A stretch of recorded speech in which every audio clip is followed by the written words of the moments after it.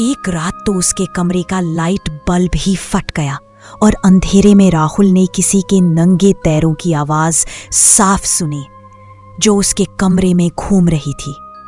और फिर उसके कानों के पास एक फुसफुसाहट सी सुनाई दी, एक टूटी फूटी भीगी हुई, मानो कोई शब्द निकल कर उगल रहा हो।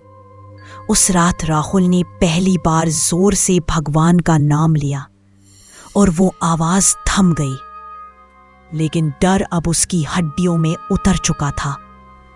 अगले दिन उसने मोबाइल को अलमारी की ओर रखकर वीडियो रिकॉर्डिंग ऑन की। सुबह वीडियो देखते ही उसके हाथ कांपने लगे।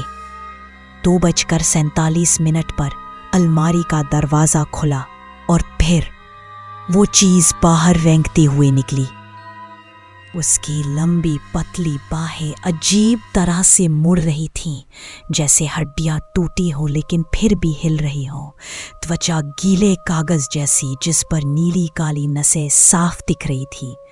उसके चलते ही कमरे में सड़े हुए मांस और खून जैसी बदबू भर गई। धीरे धीरे वो सीधा खड़ा हुआ, सिर नीचे झुका हुआ। काले तैलिए बाल उसके चेहरे पर लटक रहे थे। अचानक जोर की आवाज के साथ उसका सिर ऊपर उठा और उसका वो भयानक चेहरा दिखाई दिया। उसकी आंखें नहीं थी, बस काले गीले गड्ढे जिनमें रोशनी समा रही थी। उसका मुंह इतना चौड़ा खिंच गया कि उसके गाल फटने लगे और काला गाढ़ा खून उनमें से टपकने लगा।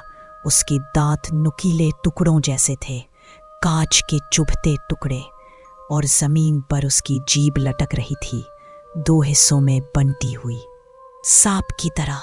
रिकॉर्डिंग में 2:53 पर वो सीधे कैमरे की ओर मुड़ा और मुस्कुराया। अगली सुबह राहुल अचानक अलार्म की आवाज से उठा, लेकिन अलार्म 2:53 ही दिखा रहा था। उसने धीरे धीरे मुड़कर देखा। कमरे के कोने में वही चीज झुकी हुई बैठी थी, काली आंखों से उसे घूरते हुए, खून टपकाता हुआ मुस्कुरा रहा था।